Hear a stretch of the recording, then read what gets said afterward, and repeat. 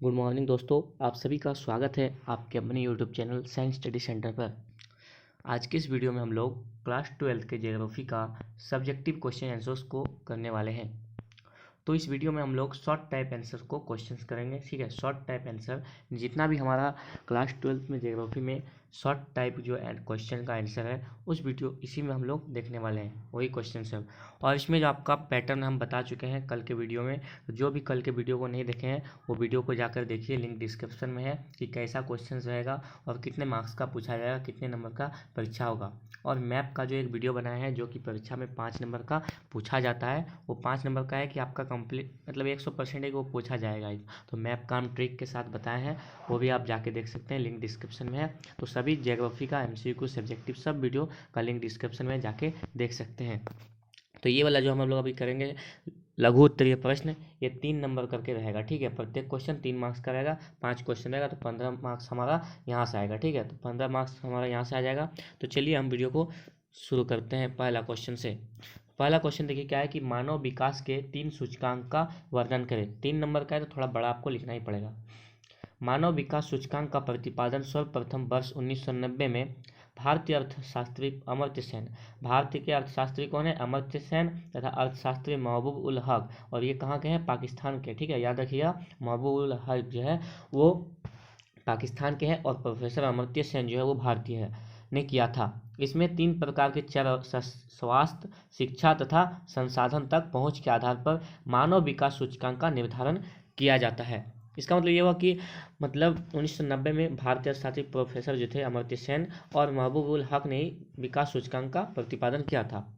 और इसमें क्या होता था कि स्वास्थ्य, देखिए यहाँ पे स्वास्थ्य है, शिक्षा तथा संसाधन तक पहुंच, मनुष्य का पहुंच के आधार पर विकास सूचकांक का निर्धारण किया जाता है। इनमें से प्रत्येक चर को 1/3 भाग दिया जाता है। इस आधार पर मानव विकास सूचकांक का मूल्य 0 से 1 के मध्य आधारित होता है। मानव का जो सूचकांक है वो 0 के 1 के ही बीच होगा। ठीक है, इससे ज़्यादा नहीं होगा। अब देखिए यहाँ पे क्या बोला है कि मानव सूचकांक के 3 सूचकांक का वर्णन करें। 3 सूचकांक क्या क्या है, देखिए यहाँ पे क्वेश्चन में लिख दिया हम। यहाँ पे बहुत ही अच्छा से पीडीएफ को बनाने में मेहनत लगा है। मानव विकास के 3 सूचकांक क्या क्या है, देखिए यहाँ पे कलर चेंज कर ले थोड़ा। देखिए, अति उच्च सूचकांक मूल्य वाले देश, यानी जिसका सूचकांक ज़्यादा है, तो क्या है, इसमें ऐसे देश आते हैं जिनका मानव विकास सूचकांक का मूल्य 0.802 से अधिक है। जैसे कुछ देश का हम एग्जांपल ले लेंगे, जैसे जैसे नॉर्वे है हमारा, इसका विकास सूचकांक कितना है, 0.949। ऑस्ट्रेलिया का क्या है, 0.393। स्विट्जरलैंड का देखिए 0.393, यानी इसका कितना है, मतलब सूचकांक मूल्य इतना से अधिक है ना कि नहीं, 0.802 से अधिक है। तो ये हमारा क्या हो जाएगा, अति सूचकांक वाला देश हो जाएगा, अति उच्च सूचकांक वाला देश हो जाएगा। कौन कौन सा, ऑस्ट्रेलिया, स्विट्जरलैंड, नॉर्वे, ये सब अति सूचकांक वाला मूल्य देश हो जाएगा। दूसरा हमारा सूचकांक क्या था कि मध्य सूचकांक वाले देश। इस वर्ग में ऐसे देश आते हैं जिसका मानव विकास सूचकांक 0.55 से 0.799 है। तो विश्व के प्राय विकासशील देश इसी श्रेणी में आते हैं। जैसे हमारा भारत भी इसी श्रेणी में दूसरा स्थान है। ठीक है, विकासशील देश जैसे हमारा भारत है, विकसित देश अमेरिका हो गया, तो विकासशील देश हमारा जितना भी विकासशील देश है विश्व में टोटल मध्य सूचकांक वाले देश में ही है, तो और भारत भी इसी में आता है और भारत दूसरा स्थान में है। ठीक है, समझ में आ गया। तीसरा हमारा क्या था, देखिए निम्न सूचकांक वाला देश। तीसरा सूचकांक क्या है, निम्न सूचकांक वाला देश। उसमें वैसे देश आते हैं जिनका मानव विकास सूचकांक का मूल्य 0.55 से कम है, यानी इससे भी कम है। पहले सबसे ज़्यादा रहेगा, उसके बाद हमारा मध्य रहेगा बीच में, उसके बाद सबसे कम हो जाएगा, वो हमारा निम्न सूचकांक वाला देश होगा। ठीक है, तो ये समझ में आ गया क्वेश्चन क्या बोल रहे हैं। ठीक है, मानव विकास सूचकांक को आपको इस प्रकार से लिख देना पॉइंट वाइज, आपको पक्का पक्का एकदम 3 नंबर मिल जाएगा, कोई नहीं काट सकेगा। अगला देखिए क्या है हमारा यहाँ पे क्वेश्चन की जनसंख्या परिवर्तन के 3 घटक के नाम लिखिए। जनसंख्या में परिवर्तन, कहीं पर भी जनसंख्या जैसे बढ़ता है घटता है, उसका मुख्य मतलब घटक कौन कौन सा है। तो जनसंख्या का परिवर्तन के मुख्य 3 घटक है। क्या क्या है वो हमारा, एक है जन्म दर, ठीक है, दूसरा है मृत्यु दर, और है प्रवास। ये आप लोग पढ़े होंगे, ठीक है, क्लास 12 में। और अभी क्लास 12 का 28 मार्च को एग्जाम होने वाला है ज्योग्राफी का। ठीक है, तो देखिए यहाँ पे जन्म दर, पहले हमारा क्या है, जन्म दर। तो जन्म दर किसको कहते हैं, अशोधित जन्म दर। एक वर्ष में जन्मे कोई जीवित शिशुओं की संख्या का उसी वर्ष के मध्य कुल जनसंख्या से निकाला गया वह अनुपात होता है, जिसे प्रति 1000 में प्रदर्शित किया जाता है। यानी कोई एक निश्चित वर्ष में कुल जन्म मतलब 1,000 बच्चों में 1,000 जैसे पैदा लिया, ठीक है, जन्म हुआ बच्चा 1 वर्ष में, तो उसमें कितना मतलब शिशु मतलब जीवित है, वही हमारा क्या हो जाता है, जन्म दर। और इससे क्या होता है, जनसंख्या में परिवर्तन होता है। जहाँ पे ज़्यादा जन्म होगा वहाँ पे जनसंख्या में ऑटोमेटिकली है कि वृद्धि होगा। तो ये समझ में आ गया जन्म दर में। अगला आता है हमारा मृत्यु दर। देखिए मृत्यु दर क्या है, तो क्या है कि मृत्यु दर उस दर का मापन है जिसके द्वारा किसी जनसंख्या का मृत्यु द्वारा अपनी संख्या में कमी आई है। जैसे 1 वर्ष के दौरान 1,000 बच्चों में कुल मृतकों शिशुओं की संख्या ही हमारा क्या है, मृत्यु दर। तो बहुत बच्चा मतलब जैसे मृत्यु हो जाती है जिसकी, एक छोटे छोटे बच्चों की 1 वर्ष के दौरान, तो उसमें हमारा क्या होता है, जनसंख्या में कमी आती है। तो क्या हुआ, जनसंख्या में कमी आती है, ये भी तो जनसंख्या का परिवर्तन ही हुआ, घट गया, तो परिवर्तन हुआ कि नहीं। तो ये भी हमारा एक कारक है। हमारा तीसरा कारक है प्रवास। व्यक्ति अथवा व्यक्तियों के समूह का एक स्थान से दूसरे स्थान पर जाकर बसना प्रवास कहलाता है, ठीक है। प्रवास से भी जनसंख्या का परिवर्तन है। जैसे कोई व्यक्ति इस गांव में रहता था, तो इस गांव में जैसे हमारा 500 आबादी था, ठीक है, और इसका फैमिली में 10 मेंबर था, ठीक है, ये दूसरे गाँव में चला गया, तो यहाँ पे क्या था, इसमें 600 लोग थे इस गाँव में टोटल, तो यहाँ पर कितना था, 500 बोले, तो यहाँ चला गया, तो इसमें 10 था, 10 तो कितना हो गया, इसमें 10 बढ़ गया ना, तो 600 हमारा 10 हो गया, ठीक है, 610 हो गया इसमें, और यहाँ पे कितना हो गया हमारा 490, तो यहाँ पे घट गया और यहाँ पे बढ़ गया। तो ये भी जनसंख्या में परिवर्तन हुआ ना, एक जगह बढ़ रहा है तो ये दूसरी जगह घट रहा है। तो समझ में आ गया कि जनसंख्या के परिवर्तन किस प्रकार होता है, जन्म दर और मृत्यु दर और प्रवास होता है, ठीक है। चलिए तीसरा क्वेश्चन देखते हैं, ये बहुत ही मस्त क्वेश्चन है।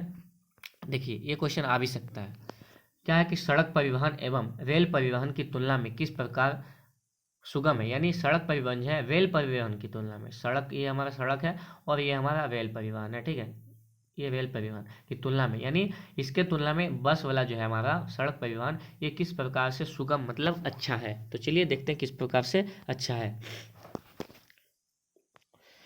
देखिए पहला पॉइंट लिख दीजिएगा आप लोग इसमें, पहला पॉइंट इसमें लिख दीजिएगा कि सड़क मार्ग का निर्माण रेल मार्गों की अपेक्षा सस्ता पड़ता है। सड़क मार्ग में हम लोग रोड बनाते हैं, ठीक है, इसमें हमारा कम खर्चा आता है, जबकि हम लोग रेल का पटरी बनाते हैं उसमें हमारा ज़्यादा खर्चा पड़ता है। एक पॉइंट हो गया, ये तो आप लोग अपने से भी लिख सकते हैं कि हम लोग सड़क मार्ग का निर्माण करते हैं उसमें कम खर्चा आता है, और रेल मार्ग का निर्माण करते हैं तो ज़्यादा खर्चा पड़ता है, ज़्यादा रेल मार्ग में ज़्यादा, सड़क परिवहन में कम। दूसरा पॉइंट क्या है, देखिए कि सड़क मार्गों के रख रखाव में भी बहुत कम व्यय होता है। यानी जब हमारा सड़क कहीं पे ख़राब हो जाता है उसमें हम लोग मतलब ठीक कर सकते हैं, ज़्यादा उतना खर्चा नहीं आता। लेकिन और क्या है, इनके निर्माण में कम समय, कम श्रमिक, कम पूंजी तथा कम तकनीकी की आवश्यकता होती है।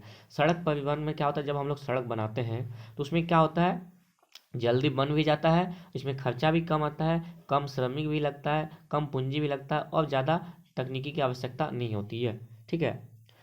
ये हो गया, तो ये हमारा सड़क परिवहन एक तरीके से और अच्छा है रेल परिवहन की तुलना में। दूसरा पॉइंट हो गया। तीसरा पॉइंट देखिए क्या है कि किसी भी प्रकार की स्थलाकृति, यानी कहीं पर भी हम अपना जो बस परिवहन या बोल सकते हैं सड़क परिवहन में क्या क्या है, जैसे गाड़ी घोड़ा बस, ठीक है, ट्रेन तो हमारा रेल परिवहन में आएगा, उसी का तो बात कर रहे हैं अभी। तो सड़क परिवहन देखिए क्या है, किसी प्रकार की स्थलाकृति यथा पर्वतीय भाग में, पठारी, मैदानी, मरुस्थलीय, ऊंची नीची, ढालू तथा बिहड़ में सड़क मार्गों का निर्माण संभव है। यानी हम लोग सड़क का जो परिवहन है उसको हम लोग कहीं भी बना सकते हैं, लेकिन क्या है, जबकि रेल मार्गों को उच्च पर्वतीय क्षेत्रों में विकसित नहीं किया जा सकता। जैसे अब बहुत ऊंचा क्षेत्र है वहाँ पे क्या हम लोग रेल का पटरी बिछा सकते हैं, उबड़ खबड़ जगह में बिछा सकते हैं, नहीं ना। तो ये हो गया हमारा एक और से हमारा क्या हो गया कि जो सड़क परिवहन है वो रेल मार्ग की तुलना में सुगम है। तीसरा पॉइंट समझ में आ गया। चौथा पॉइंट देखिए कि सड़कें व्यक्ति को उसके दरवाजे तक छोड़ सकती है। आपकी जो सड़क है वो आपके घर से निकलेगा मोटरसाइकिल से, आपको जहाँ जाना है वहाँ जा सकते हैं, लेकिन रेल क्या है, रेल का निर्धारित स्टेशन होता है और वो स्टेशन पर भी रुकता है, क्या आपको सीधा आपके घर में घुसा देगा, नहीं ना। तो ये भी एक अच्छे तरीके से हो गया। तो इसमें हम लोग कितना पॉइंट देखे, 4 पॉइंट देखे। आप इसमें 3 पॉइंट भी लिख सकते हैं, आपको 3 नंबर मिल जाएगा, ठीक है। चौथा क्वेश्चन देखिए क्या है यहाँ पे। चौथा क्वेश्चन है कि भारतीय कृषि की विशेषताओं का वर्णन करें। भारतीय कृषि में क्या क्या विशेषता है, तो देखिए भारतीय कृषि की विशेषताएं, भारतीय कृषि की प्रमुख विशेषताएं इस प्रकार है। पहला क्या है, देखिए यहाँ पे पहला हमारा क्या है यहाँ पे कि भारतीय कृषि का अधिकांश भाग सिंचाई के लिए मानसून पर निर्भर रहता है। ये बात सही है कि भारतीय जो किसान होते हैं वो मानसून पर ही डिपेंड रहते हैं, क्योंकि भारत में उतना अच्छा से सिंचाई की आवश्यकता मतलब होती नहीं है, वर्षा नहीं होती, तो जो किसान है वो मानसून पर निर्भर रहता है। दूसरा पॉइंट है कि भारतीय कृषि की महत्वपूर्ण विशेषता जोत इकाइयों की आधारित अधिकता एवं उनके आकार का कम होना है। इसमें क्या करते हैं क्या बोला कि भारतीय कृषि की महत्वपूर्ण विशेषता है कि जोत इकाई यानी खेत को जोतते हैं, जोत की अधिकता एवं उनके आकार का कम होना है। भारत में अधिक जनसंख्या एक परिवार में होने के कारण जमीन सभी को कम कम मिलता है। अगला पॉइंट है कृषि उत्पादन मुख्यतः प्रकृति पर निर्भर करता है। ये तो बात सही है कि कृषि का उत्पादन करते समय जो किसान है वो प्रकृति पर ही निर्भर करता है, ना कि वर्षा होगा चलो अच्छा है, मौसम जलवायु सब चीज़ ठीक रहेगा। अगला पॉइंट है कि भारतीय कृषक गरीबी के कारण खेती में पूंजी का निवेश कम करता है। भारत में गरीबी होने के कारण जो प्राथमिक क्रिया यानी कृषि में, कृषि कौन करता है, जो मतलब गरीब होता है, अमीर लोग भी करते हैं, तो गरीब लोगों के पास उतना पूंजी नहीं होता है जो अपना कृषि में निवेश कर सकते हैं। ये हमारा एक विशेषता हो गया। ठीक है, दूसरा कि खाद्यान्न उत्पादन को प्राथमिकता दी जाती है। ये हमारा भारत में है कि हम लोग चावल का उत्पादन करते हैं और चीन के बाद जो भारत ही है जो दूसरा सबसे बड़ा चावल उत्पादक देश है। और तो हम लोग क्या करते हैं, उत्पादन में प्राथमिकता, हमारा जो भारत है उसमें प्राथमिकता यानी प्राथमिक क्षेत्र में अधिक कार्य होता है। समझ में आ गया। चलिए कृषि का विशेषता देख लिया। पांचवा क्वेश्चन देखिएगा क्या, इसमें और एक दो पॉइंट है कि कृषि जीवों का उपार्जन की साधन मानी जाती है। भारत कृषि में अधिकांश कृषि कार्य पशुओं पर निर्भर करता है। ठीक है, भारतीय कृषि में अधिकांश कृषि कार्य पशुओं पर निर्भर करता है। ये हो गया। अब आता है हमारा 5 नंबर क्वेश्चन, देखिए क्या है। 5 नंबर क्वेश्चन है कि भूमि निम्नीकरण को कम करने के उपाय सुझावें। यानी भूमि निम्नीकरण का मतलब क्या हुआ, बताते हैं आपको अभी क्या हुआ। देखिए भूमि निम्नीकरण का संरक्षण के उपाय। भूमि निम्नीकरण मतलब क्या होता है, मृदा मतलब भूमि जो है वो ये हो गया, जैसे मतलब पानी हो गया या कहीं भी किसी भी प्रकार से हवा से उड़ जा रहा है या तो बह जा रहा है, मृदा का अपरदन भी बोल सकते हैं। तो क्या कि भूमि निम्नीकरण, भूमि निम्नीकरण को निम्नलिखित तरीकों से कम किया जा सकता है। किस प्रकार से कम किया जा सकता है, चलिए हम लोग देखते हैं। पहला कि वन रोपण करके, वन रोपण करके मतलब जैसे हमारा यहाँ पे ये हमारा खेत है, ठीक है, तो इसमें हम लोग वृक्षारोपण करेंगे, वन लगाएंगे, जंगल में हम लोग जंगल करेंगे, पेड़ पौधे ये सब लगाएंगे अधिक से अधिक संख्या में, ताकि क्या होगा, ये सब जो जड़ है इसका ये मिट्टी को पकड़ करके रखेगा। अगला है हमारा कि चारागाहों के उचित प्रबंधन तथा पशुचारण नियंत्रण। चारागाह मतलब क्या होता है, जहाँ पे मतलब गाय ये सब चरता है, पशुचारण पशु भी चरता है, ठीक है, जहाँ पे चारागाह मतलब गाय के लिए घास ये सब कम काटेंगे और पशुचारण नियंत्रण करेंगे, पशु कम चराएंगे उस जगह पे, क्योंकि घास ये सब रहता है तो क्या होता है, मिट्टी को पकड़ के रखता है। तीसरा कि पेड़ों के रक्षक मेखला बनाकर मिट्टी की वायु तथा जल से अपरदन रोका जा सकता है।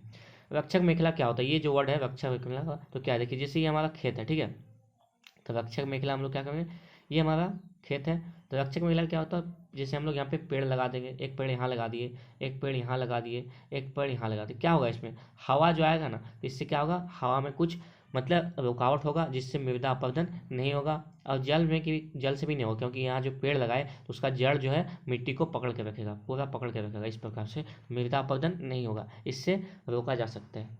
तीसरा है कि रेतीले टीलों को कांटेदार झाड़ियाँ लगाकर स्थिर बनाकर, हम लोग इसमें रेतीला कांटादार झाड़ी भी लगा सकते हैं, जो कि भूमि निम्नीकरण के एक उपाय है।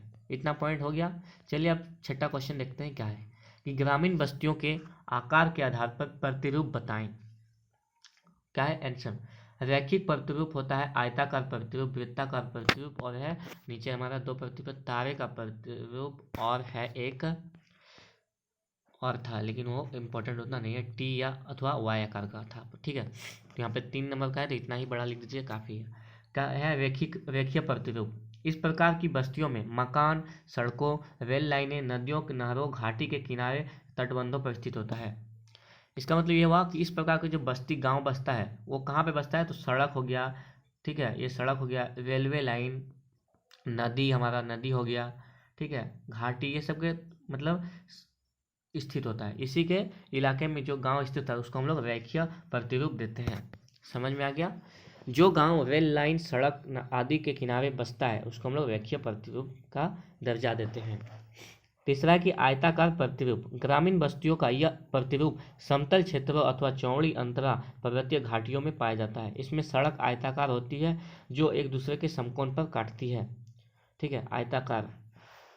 इसमें क्या होता है कि वैसा मतलब शहर बसता है या ग्राम बसता है जहाँ पे रोड जो है एक दूसरे को समकोण पर काटता है, उसके साइड साइड जितना भी गांव है वो हमारा क्या हो जाएगा, आयताकार प्रतिरूप हो जाएगा। अब देखिए वृत्ताकार प्रतिरूप क्या है। वृत्ताकार प्रतिरूप, इस प्रतिरूप की गांव, झीलों व तालाबों आदि क्षेत्रों को चारों तरफ बस्ती बस जाने से विकसित होते हैं। जैसे ये हमारा हमारा ये तालाब है, ठीक है, तालाब है या क्या झील है। तो ये हमारा गोल जैसा है कि नहीं, और यहाँ पर जो भी लोग बस रहे हैं वो क्या हो जाए, वृत्ताकार। देखिए गोल जैसा बन रहा है तो ये हमारा वृत्ताकार प्रतिरूप हो जाएगा। अगला है हमारा यहाँ पे तारे के आकार का प्रतिरूप। जहाँ कोई मार्ग आकर एक स्थान मिलते हैं और उन मार्गों के सहारे मकान बन जाते हैं, वहाँ तारे के आकार की बस्तियाँ विकसित होती हैं। जैसे बहुत सारा रोड है कि यहाँ से रोड गया, यहाँ से गया, यहाँ से बहुत तरफ से रोड आ रहा है, ठीक है। और यहाँ पर जो देखिए गांव में लोग बस रहे हैं, ये तारे के आकार में बहुत मतलब बहुत अधिक संख्या में बस रहे थे, तारा जैसा ही दिख रहा है, इसी को हम लोग तारे का प्रतिरूप देते हैं, ठीक है। ये हो गया। अगला आप देखते हैं अगला क्वेश्चन क्या है हम लोग। 7 नंबर क्वेश्चन है कि मानव के प्रकृतिकरण का व्याख्या कीजिए, ठीक है।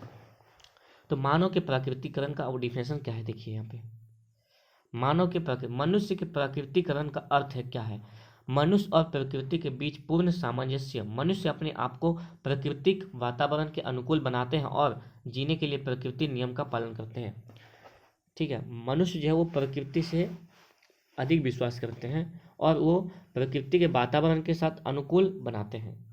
जब तकनीकी विकास का स्तर बहुत ही निम्न स्तर का था, जब मतलब उतना टेक्नोलॉजी नहीं आया था पहले के ज़माना में, तब प्राकृतिक मनुष्य थे। तो प्राकृतिक जो थे ना वही मनुष्य थे जो प्रकृति को सुनते थे, ठीक है, उसके कोप से डरते थे और उसकी पूजा करते थे। पहले के लोग क्या करते थे, प्रकृति से डरते थे, ठीक है, उसी का बात सुनता था, मतलब एक कहानी जैसा बताया गया है, और उसका पूजा भी करते थे, क्योंकि प्रकृति के मानव का जो लगाव है वो प्रकृति से बेहद लगाव था। वही है हमारा मानव का प्रकृतिकरण। मानव के आदिम समाज प्राकृतिक पर्यावरण के साथ पूर्ण सामंजस्य में रहते थे, यानी पहले के लोग जो थे वो अधिक से अधिक मतलब प्रकृति पे ही डिपेंड करते थे। वही हमारा मानव के प्रकृतिकरण हुआ। वो मानव का जो है प्रकृति उसका पूजा करता था, पानी नहीं होता था तो, ठीक है। अभी भी होता है बहुत जगह, जैसे हमारा कोरोना हो गया था तो उसमें क्या हुआ था, हम लोग भगवान के लिए यज्ञ कर रहे थे कि भगवान कोरोना खत्म हो जाए। बहुत सारे जगहों पर यज्ञ चल रहा था और भी बहुत सारा प्रोग्राम चल रहा था, ठीक है।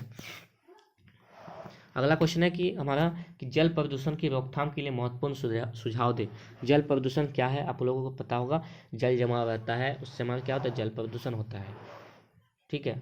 अब एक प्रदूषण को निम्न 6 विधियों द्वारा नियंत्रित किया जा सकता है, और भी विधि है, ठीक है। तो जल प्रदूषण को कैसे रोकने, देखिए प्रत्येक घरों में सेप्टिक टैंक होना चाहिए। प्रत्येक घर में हम लोग सेप्टिक टैंक लगाएंगे। जैसे हम लोग घर का पानी जो है ये हमारा नाला है, यहाँ पे हम लोग बर्तन धोते हैं, नहाते हैं, जो भी करते हैं, इसकी नाला में जो पानी जाता है वो हम लोग खुला में छोड़ देते हैं। इससे अच्छा क्या करेंगे, हम लोग यहाँ पे एक मतलब ये बना देंगे, ठीक है, टंकी जैसा बना देंगे, ठीक है। इसमें क्या होगा, यहाँ का जो भी पानी आएगा यहाँ पे जाके सीधे हमारा टंकी में घुसेगा और हमारा जो गंदा जल है ये हमारा टंकी में रहेगा। इससे क्या होगा, हमारे भूमि का जो जल स्तर है इसमें भी वृद्धि होगा। तो काफ़ी महत्वपूर्ण है ये। तो घर में सबका सेप्टिक टैंक होना आवश्यक है। दूसरा पॉइंट है कि जल स्रोतों में जानवरों की सफाई न करना। अब देखिए बात के मतलब हमारा यहाँ पे एक तालाब है, ठीक है, कोई एग्जांपल से बताते हैं। ये हमारा एक तालाब है, यहाँ पे तालाब है। अब हमारा कोई भी जानवर है उसको हम लोग नहलाने के लिए क्या करते हैं, यहाँ पर पानी में ही इसको ला के डुबा देते हैं। तो इससे क्या होगा, अब उसमें बहुत सारे लोग नहाएंगे, इससे क्या हुआ, जानवर को धुला दिया तो जानवर के शरीर में जितना भी कीटाणु ये सब था ये हमारे तालाब में ही तो चला गया। तो जल जो है हमारा क्या हुआ, प्रदूषण तो हुआ ना, उसमें अब कितने लोग नहाएंगे ही करेंगे, ये तो जल प्रदूषण हुआ। तो क्या जल स्रोतों में सफाई ना करना, हम लोग जानवर का सफाई जल में ही डुबाकर नहीं करेंगे, बल्कि हम लोग बाल्टी से उठाकर भी उसका धुला सकते हैं शरीर। तीसरा पॉइंट देखिए, व्यर्थ पदार्थों को नदी तालाब व पोखरों में न बहाना। जैसे कोई हमारा जैसे व्यर्थ पदार्थ है, जैसे हम लोग प्लास्टिक ये सब गंदा कूड़ा कचरा हम लोग क्या करते हैं, नदी या पोखर में कहीं पर फेंक देते हैं। ये सब हम लोग को नहीं करना है, जिससे जल प्रदूषण नहीं होगा। अगला है कि कीटनाशी व उर्वरकों का अधिकता में प्रयोग न करना। इससे क्या होता है कि जल प्रदूषण होता है और इसमें मछली ये सब मर जाता है। जैसे हम लोग जल में कीटनाशक ये सब कभी कभी फेंक देते हैं, ठीक है, उर्वरक खाद ये सब फेंक देते हैं, जिससे क्या होता है हमारा जो मछली ये सब होता है वो मर जाता है। अगला है कि नुकसानदायी कीटनाशकों का प्रतिबंध लगाना। जो भी हमारा नुकसानदेह कीटनाशक है उस पर हम लोग बैन करेंगे, उसका यूज नहीं करेंगे। पानी शुद्धिकरण की इकाई के उद्योगों की स्थापना करना। हम लोग जहाँ पे पानी शुद्ध होता है उसका हम लोग एक फैक्ट्री उद्योग का स्थापना करेंगे, जिससे जल प्रदूषण इसमें भी रोक सकते हैं। बहुत सारे और भी उपाय है, तो ये आप लोग 3 अगर 4 लिख देते हैं तो आपका काफ़ी है, ठीक है। समझ में आ गया जल प्रदूषण का रोकथाम किस प्रकार से करेंगे। 9 नंबर क्वेश्चन देखिए क्या है, वर्षा जल संरक्षण। वर्षा जल संरक्षण क्या है, इसके 4 उद्देश्य बताइए। वर्षा जल संरक्षण मतलब क्या, जो वर्षा से होता है जल, यानी वर्षा से होने वाला जल उसका हम लोग बचाव करेंगे किस प्रकार से। देखिए वर्षा जल संरक्षण क्या है। वर्षा जल संचयन को वर्षा जल संग्रहण प्रणाली के रूप में भी जाना जाता है। यह वह तकनीक है जो मानव उपयोग के लिए वर्षा जल को एकत्रित संग्रहित करता है। मानव को हम लोग जल को क्या करते हैं, एकत्रित करते हैं और उसका बाद में हम लोग उपयोग करते हैं। अभी आपको पता चल जाएगा कहाँ पे वर्षा नहीं होती है तो वो लोग क्या करते हैं। जैसे यहाँ पे देखिए मुख्य उद्देश्य क्या कि आगामी वर्षों के लिए जल संग्रहण करना, यानी इस वर्ष हमारा पूरा वर्षा हो रहा है, अगले वर्ष क्या होगा नहीं होगा, इसके लिए हम लोग क्या करेंगे, आने वाला वर्ष के लिए जल को हम लोग संग्रहण कर लेंगे, यानी स्टॉक करके रखेंगे। जो भी वर्षा का पानी होता है उसको हम लोग क्या करते हैं, देखिए ये जैसे ये हमारा छत है, ठीक है, यहाँ पर हमारा छत है, यहाँ पर जो हमारा पानी वर्षा के दिनों में गिरती है तो ये हमारा क्या होता है, एक पाइप के द्वारा हम लोग क्या करते हैं, बहा देते हैं, रोड नाली ताली में पूरा बह जाता है। इसमें हम लोग को क्या करना है, ये जो हमारा छत जो था उसमें हम लोग क्या करेंगे, पाइप लगाएंगे, ठीक है। यहाँ पर हमारा छत जो था, यहाँ पर हम लोग क्या करेंगे, एक पाइप लगाएंगे। देखिए यहाँ से एक पाइप निकालेंगे और इसको हम लोग एक टैंक बना देंगे नीचे, और इसमें क्या होगा, जो हमारा जल है ये हमारे यहाँ पे जाएगा, इससे जल स्तर का भी विकसित होगा, ठीक है। ये हो गया भूमिगत जल के गुणों को सुधारना। भूमिगत जल जो है हमारा यहाँ पे जमीन में भूमिगत, ये हमारा भूमि है, ठीक है, ये भूमि है, इसके अंदर जो जल है उसके गुण को सुधारना। हम लोग अधिक से अधिक मतलब क्या करेंगे, बोरिंग नहीं करना है, उससे क्या होता है जो जल स्तर है वो नीचे चला जाता है। ये हो गया। दूसरा है हमारा कि भूमि क्षरण एवं अति जल प्रभाव को रोकना, ठीक है, ये एक पॉइंट हो गया। शहरों एवं औद्योगिक व्यर्थ पदार्थों का पुनः चक्रण। शहरों में देखिएगा बहुत सारा पदार्थ जो है वो फालतू का होता है जो हम लोग यूज नहीं करते हैं, और उसको हम लोग वर्षा जो पानी है वो हम लोग स्टॉक नहीं करते हैं। जैसे हमारे राजस्थान को मान लीजिए, राजस्थान में पानी का बहुत ही तकलीफ होता है, तो वो लोग क्या करते हैं, एक टैंक जैसा बनाते हैं छत में, जैसे आपको बताया, और इस प्रकार से यहाँ पे जैसे एक टैंक बना दिया, उसमें पूरा सीमेंट प्लस्तरा कर देते हैं, उसी पानी को हम लोग स्टॉक करके रखते हैं, और इसको टाका के नाम से वो लोग बोलते हैं, टंकी को टाका, ठीक है, राजस्थान में। तो देखिए आज हम लोग कितना क्वेश्चन टोटल में किए, यहाँ पर टोटल क्वेश्चन हम लोग आज 9 प्रश्न किए हैं शॉर्ट टाइप का। तो उम्मीद करता हूँ आपको ये वीडियो अच्छा लगा है, तो वीडियो को लाइक कीजिए, अपने दोस्तों के साथ भी शेयर करें, और चैनल को जरूर से जरूर सब्सक्राइब करें और भी वीडियोस पाने के लिए। तब तक के लिए बाय, जय हिंद।